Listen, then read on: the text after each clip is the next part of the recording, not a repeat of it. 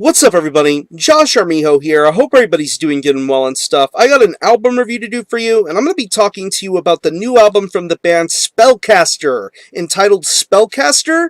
This is self-released.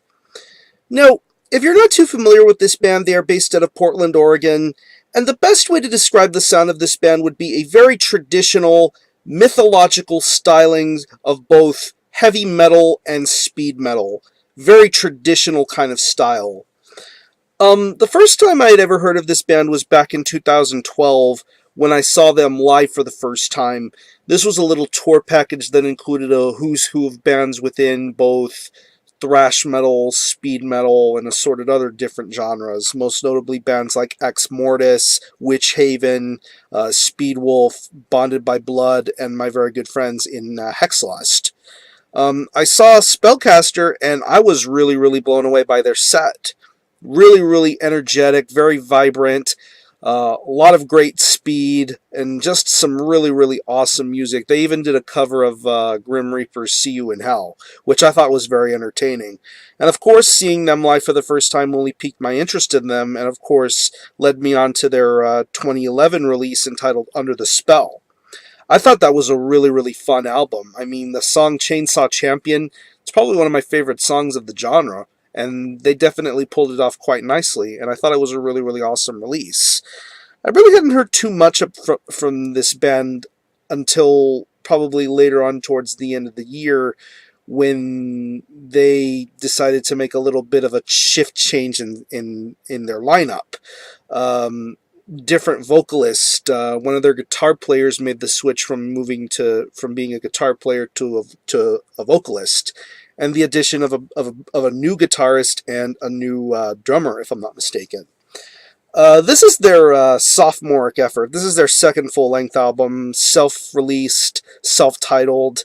It's 10 tracks, and it clocks in at around 47 minutes in length, and I can easily tell that from listening to this album that this is a completely different sort of record. It seems to have more of an emphasis on classic and traditional heavy metal, but yet the elements that made Spellcaster so good are definitely in place here with this album, and there are so many different qualities to behold about this record, and definitely it gives you a reason to appreciate the beginnings of old school metal, power metal, speed metal, even heavy metal. Spellcaster are a band that deliver the total package.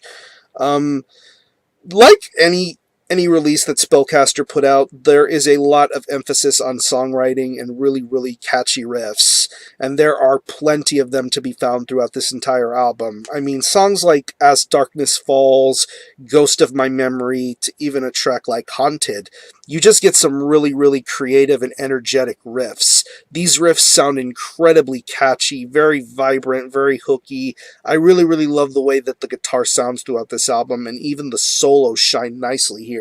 I really love the attention to detail being used in the solos of this album. It definitely makes this album that much more intriguing and much more entertaining.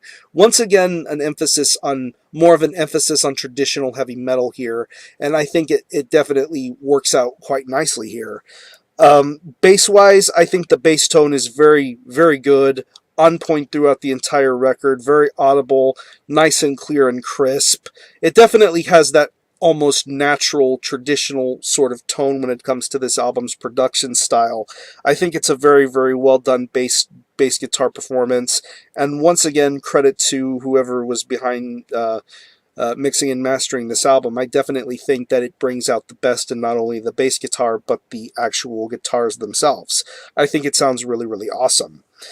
Moving on to the drums, this drummer has a lot of intensity and a lot of great power and speed going throughout. The majority of this album definitely feels a little bit on the mid-paced sort of side, but yet this drummer definitely knows how to be energetic and fast. I love the quick fills that he brings to the table, just the overall heavy metal inspired drum performances that he puts on here. I just think it really sounds awesome. And of course, the emphasis of interludes that are being used on this album, most notably the intro track, The Fault, The Fading Light, and Premonition. I think those instrumental tracks definitely add a nice bit of a storytelling aspect to this album. And moving on to the vocals, like I said before, this guy was one of the guitar players. I think his name is Tyler. He was a guitarist for this band, but he's now made the transition to being a vocalist. And he has a very distinct and different sort of vocal style. It kind of reminds me a lot of the current crop of Swedish heavy metal revival sort of bands. Come to think of it, bands like In Solitude or Portrait.